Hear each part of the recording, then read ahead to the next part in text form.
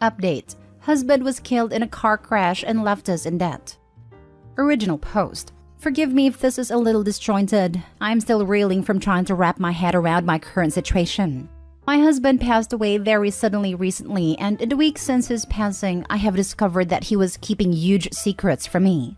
In going through our financial information, I have discovered multiple credit cards in his, mine, and the kids' names that are at a maximum balance. 2 sets of loan papers from different banks for over $20,000. Paperwork that says our mortgage is 4 months behind, and a ton of other things that I can barely make sense of. From what I can tell, his business hasn't been making any actual money in over a year, and our savings accounts are drained.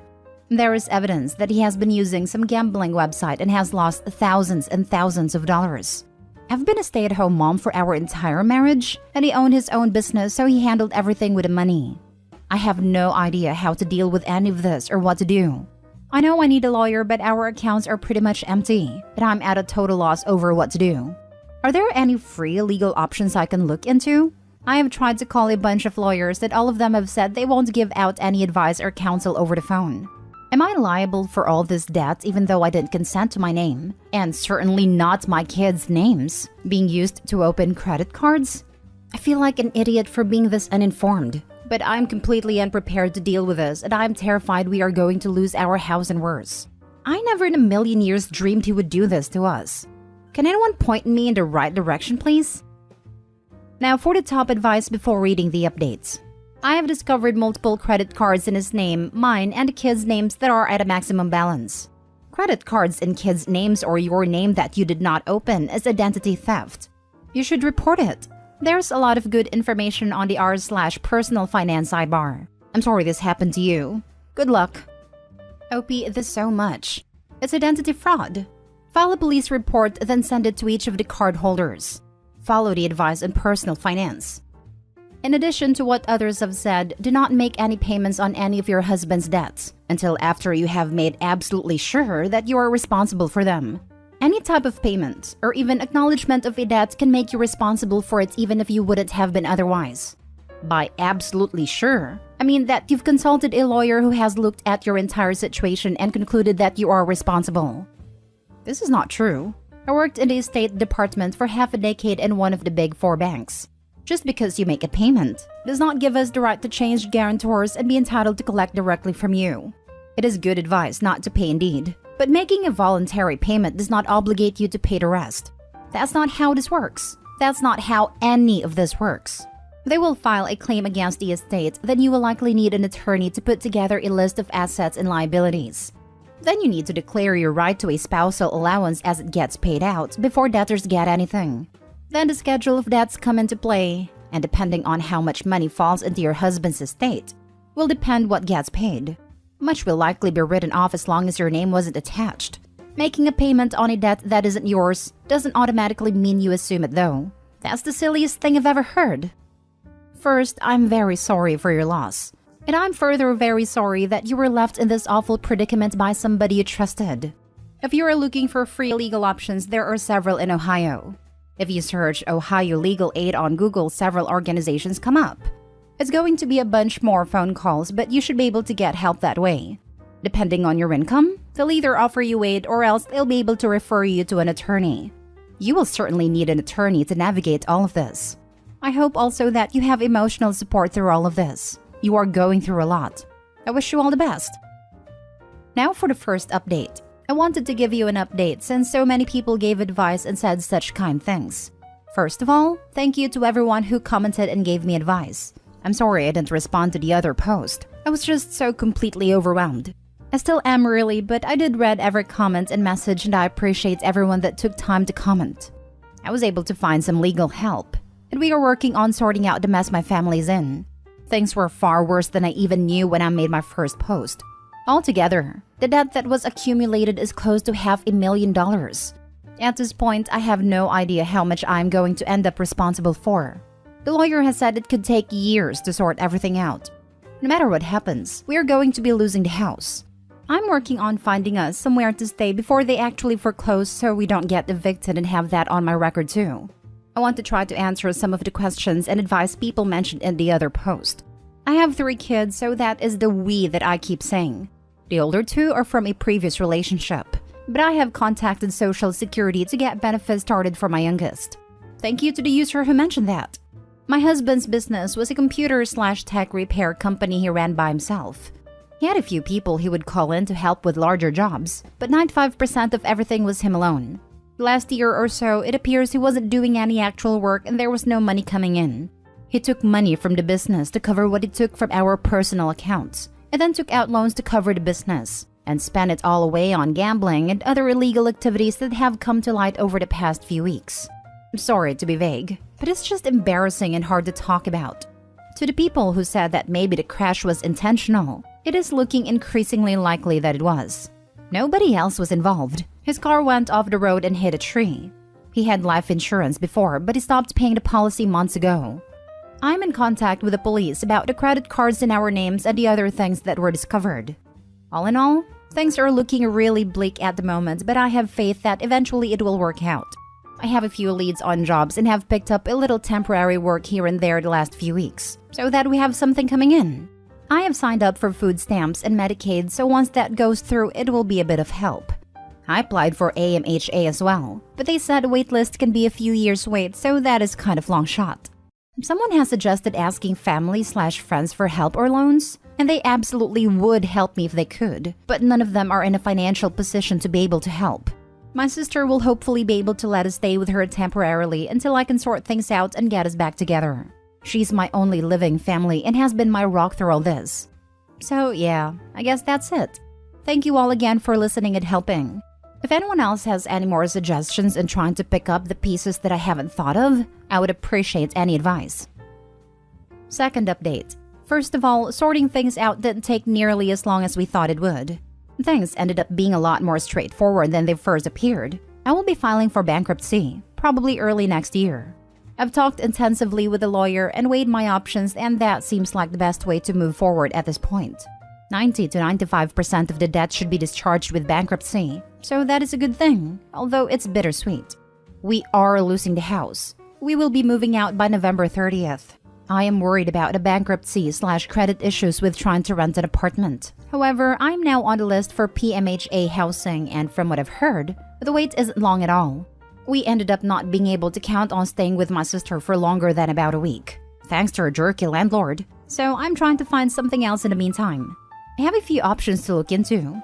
Honestly, I'm not that sad about the fact that we have to move out of the house. The old place is filled with tainted memories now, and I think it will be good to get a fresh start. I've been assured by the police and my lawyer that because of the criminal nature of opening the accounts in the kids' names, we should be able to get their credit cleared. That one might be a long road, but we'll get through that too. My applications for Medicaid and food stamps came through, so that is some definite stress off my shoulders. I made the girls and myself an appointment at a family counselor, which we will be going to next week. The lady at PMHA Housing was very reassuring and very sweet about my situation, and she made it sound like I was pretty much a shoo-in as soon as a place opened up.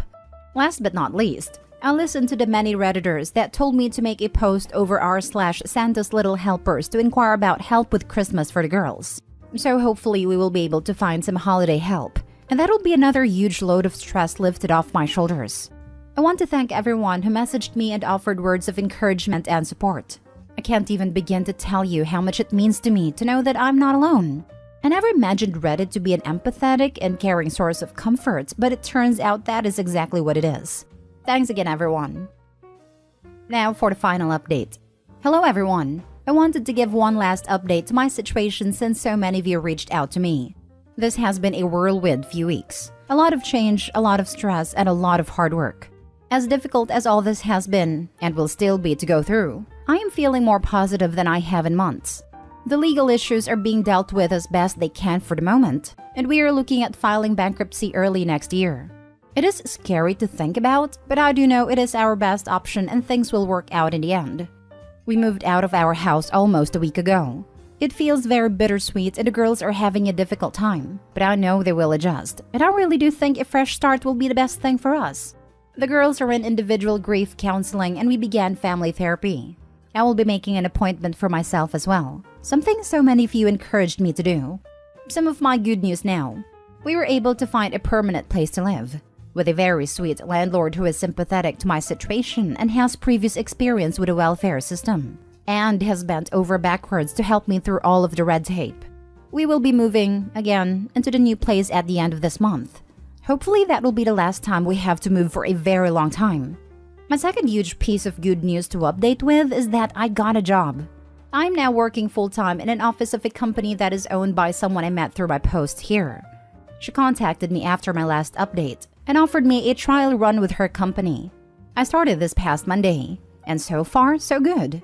I'm incredibly humbled and grateful to her for giving me a chance. That brings me to my third point and really the reason I'm making this update.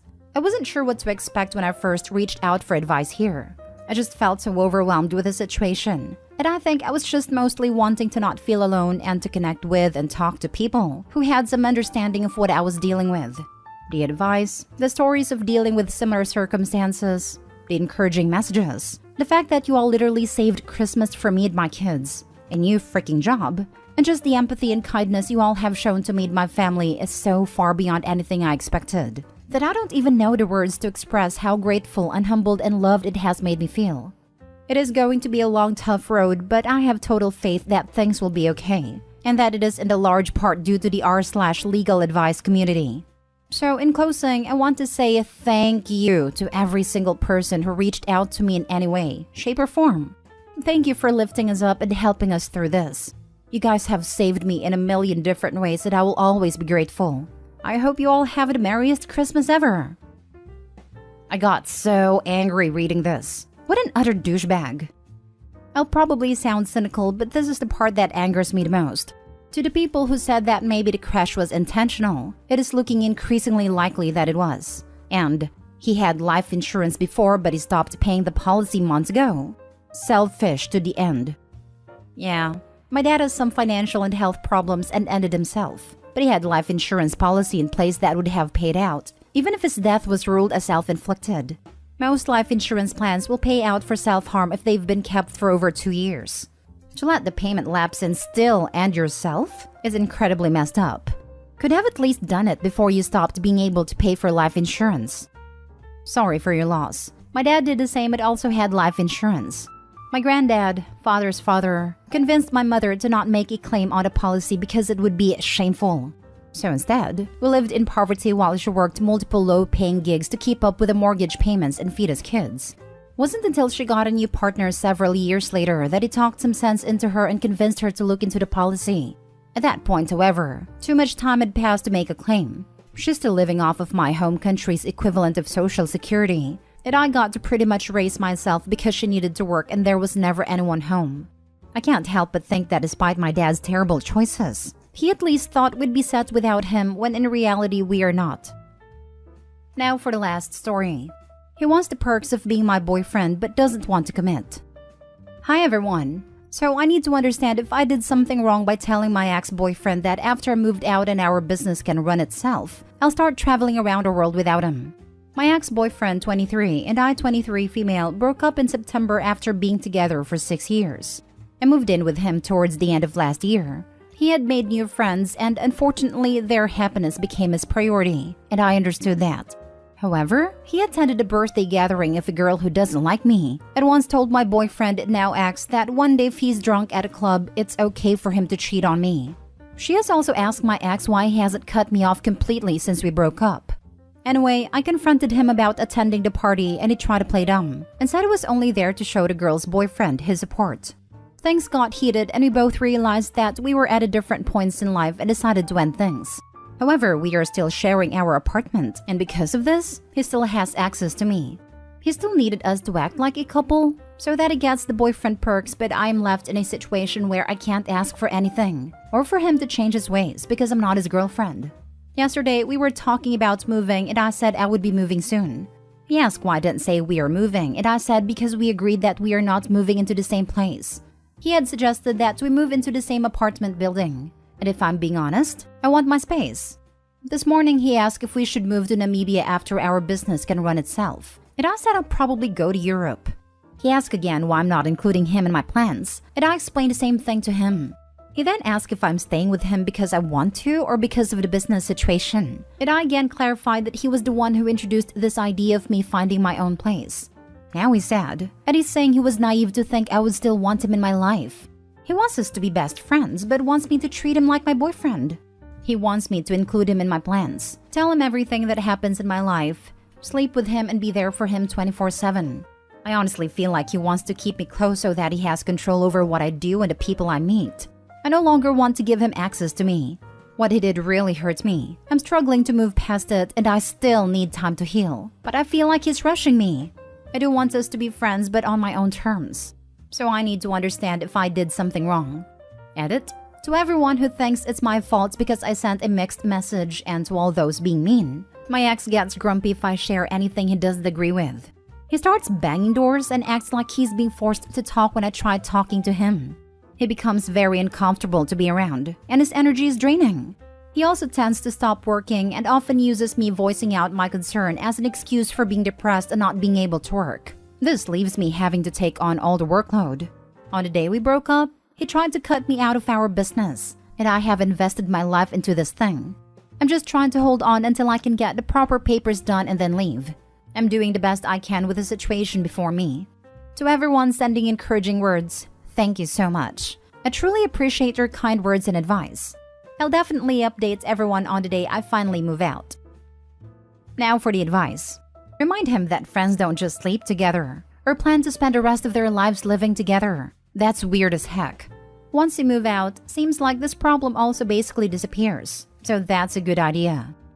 The only thing you did wrong was not moving out immediately and cutting contact. It's possible to be friends once the emotions of the breakup wash over.